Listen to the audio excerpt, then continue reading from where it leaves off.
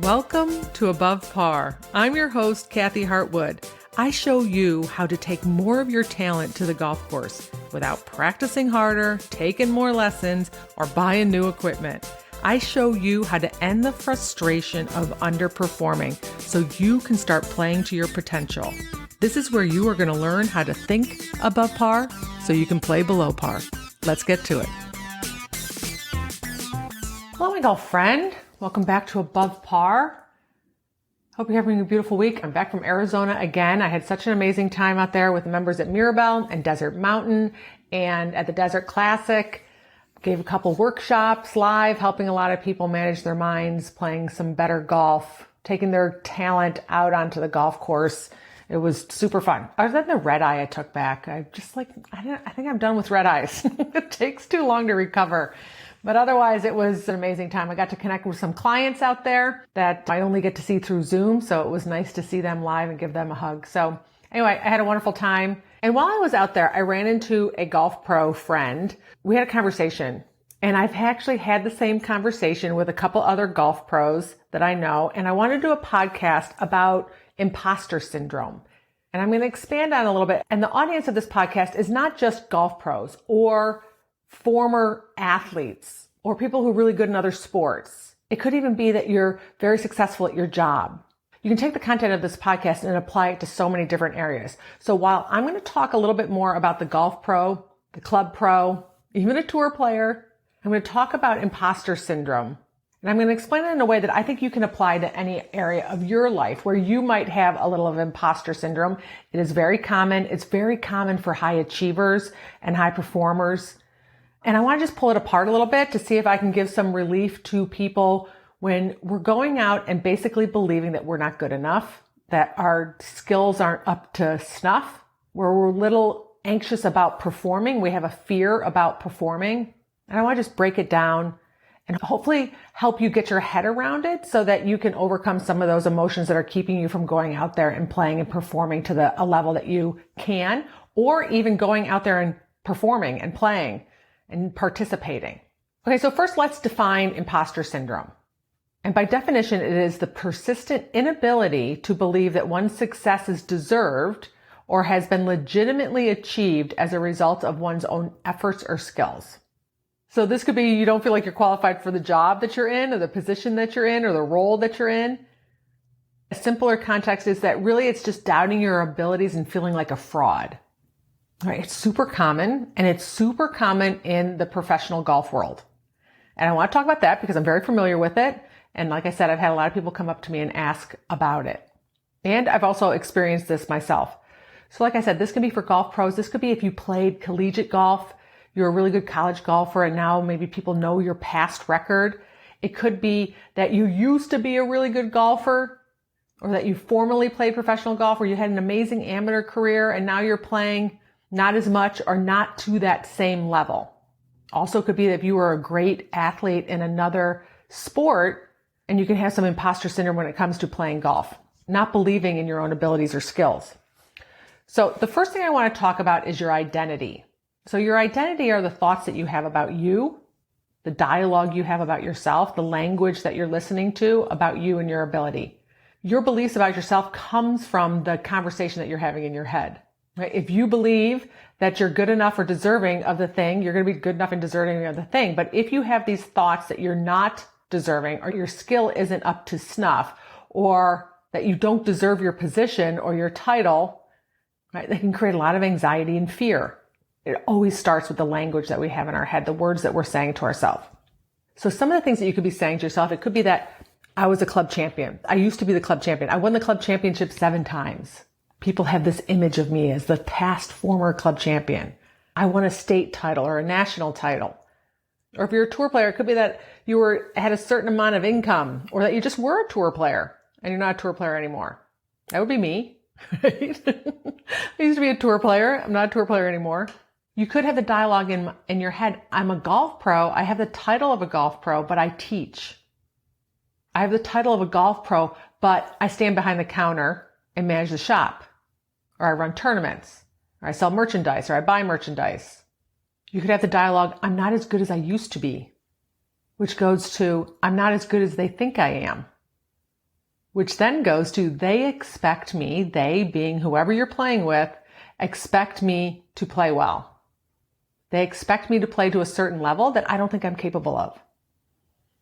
And really what it boils down to is we're worried about what other people think.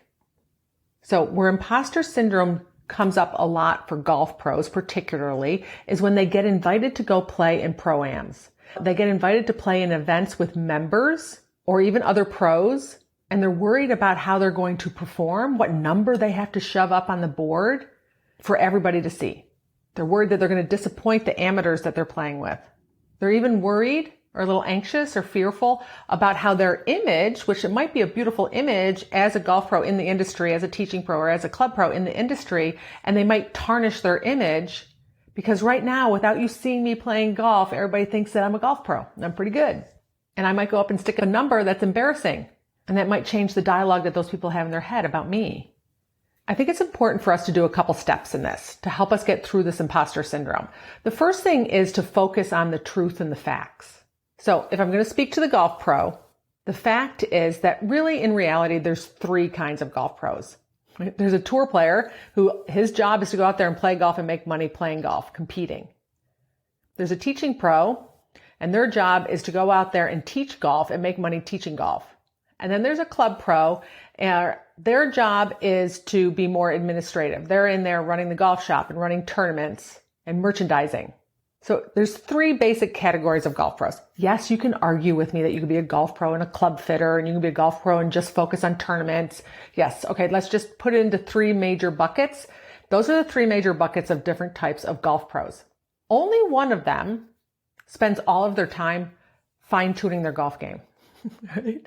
But all of them get the category of pro.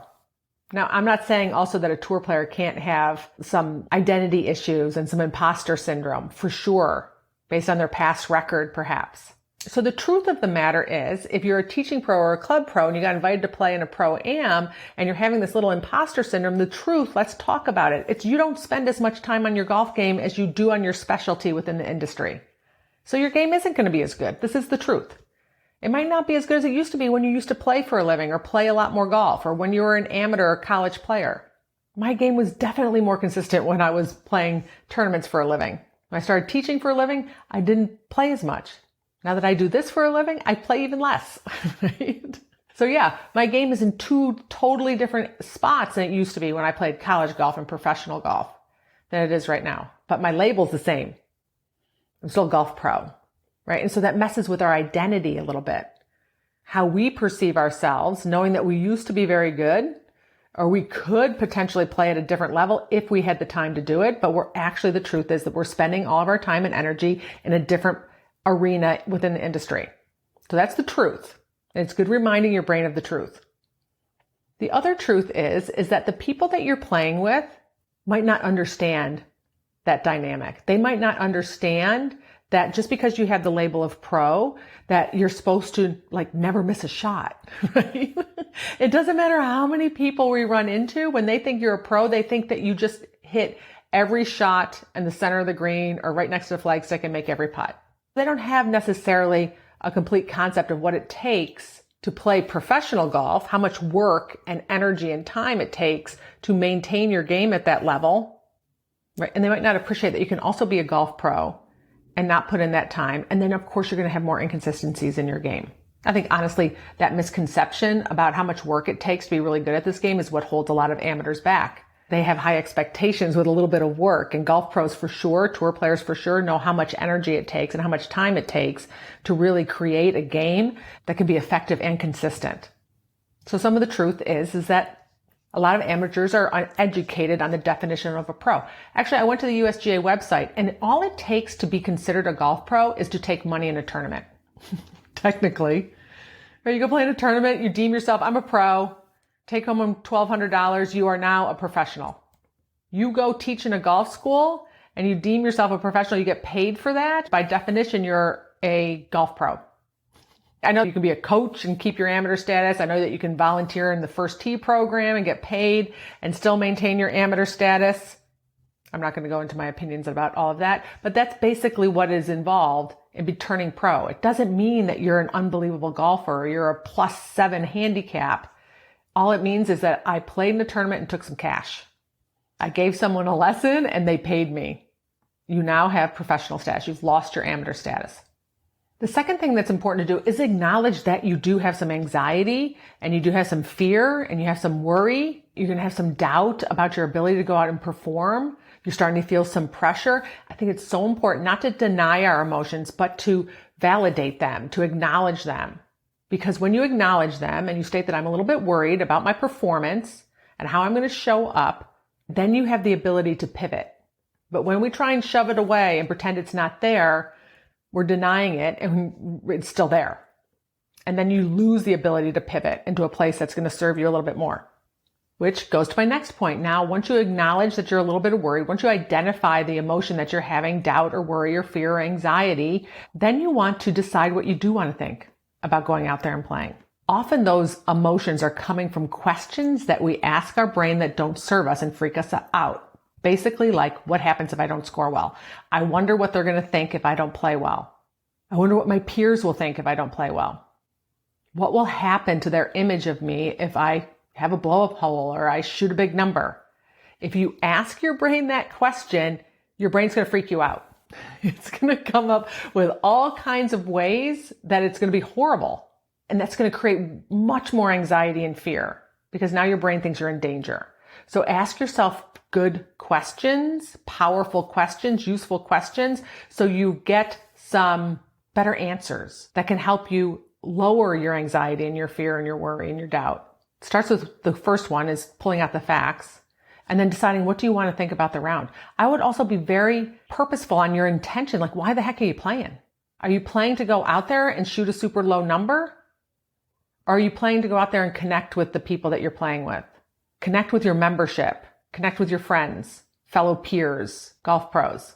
Because if the purpose is to go out there and shoot a really low number, then I would assume you would have prepared and taken time off and worked on your game, which we don't do. I just had this. I played out in Arizona with some of my clients. My intention was to go and connect with my clients, enjoy the day, enjoy the course. But I wasn't going to not play because I hadn't been playing a lot of golf. My intention was to have a great time connecting with my clients. So set an intention is very helpful and then decide what you want to think about the round. Let's assume we're playing in like a pro-am. And then the last thing that I want to tell you is you can't control what people think. And I know logically we know this, but really we can't. You could jump through all these hoops. You could shoot a great number in your head and they might still think it's not good enough. And they might still think that you could have made a couple putts out there. We don't know and we can't control it. The only thing that ever matters is your opinion of yourself, your thoughts about yourself. Have your own back. Be cautious on taking an opportunity, even if you don't play well, to beat yourself up. The more you're worried about beating yourself up at the end of the round because you didn't play well, the more pressure you're going to put on yourself during the round so that you don't beat yourself up. And guess what happens? You don't play well when you put a lot of pressure on yourself to play well. But if your beliefs and the story that you had about yourself felt good and were powerful, increased your confidence, you wouldn't be in imposter syndrome to begin with, because it circles back to really why we're there is because of the language and the dialogue and the beliefs that we have about ourselves. So start with the truth. The truth is you don't play as much golf as a tour player, even though you have the same label. The truth is you're going to be inconsistent because you're working. The truth is that a lot of amateurs don't understand that because you have the label golf pro doesn't mean you're a +7 or 8 handicap. It's just a label. Then acknowledge your feelings. Acknowledge how you're a little anxious and you're a little worried. Notice where they're coming from. They're usually coming from questions that are not helpful or useful. So decide then what you want to think about the day. What do you want to think about you and your ability? And that's much easier to do when we set an intention on why we're going out there. What's the whole purpose in doing it? Because I promise you, your brain is going to tell you to go home, sit under the covers, and eat popcorn and watch Netflix. Your brain would much rather you do that. Because the minute we set foot out of the cave and we put ourselves into what we deem as danger in our brain, it's going to freak us out. So the more that you create this going and playing in this pro-am, for instance, as not dangerous, the less your brain is going to chatter and freak you out. So set an intention that quiets down your brain. Set an intention that's a win, no matter what you shoot, which could be connecting with your members, connecting with your peers, taking a day off of work, taking a trip. Do we want to play well? Of course we want to play well. But the truth of the matter is that we might not because of the amount of time that we put into our game. And that's okay too. And lastly, of course, remember that we can't control other people's thoughts. Embarrassment comes from the thought that that was embarrassing. That's it. It doesn't come from it being a fact. The proof in that is how many times I've embarrassed my kids. I didn't think I was embarrassing. I might go out and tell a corny joke at a party and my kids are like, "Oh my God, Mom, that's so embarrassing." I'm like, what? I thought it was great. I thought it was hysterical. And they're embarrassed. I can't control that. When people get embarrassed by the thought, the initial thought, that's embarrassing. And we just have to decide if that's true. Or it could be that we walked out of the bathroom with toilet paper stuck on our shoe. Some people go, "Oh my God, this is so embarrassing." Or we could just go, "I just had toilet paper stuck to my shoe." It all shifts with a thought. All right, my golf pro friends and my imposter syndrome golfers, this can apply to so many different areas of your life. Use this framework to help you get over that imposter syndrome, that belief that you're not good enough or you're not deserving of your success or your title or your position, or we worry so much about what other people are thinking. And if you want any help with this, if you feel like you're struggling with a little imposter syndrome, make sure that you reach out to me at Kathy@kathyhartwood.com. All right, my friends, have a beautiful week. I'll talk to you next Wednesday. Bye.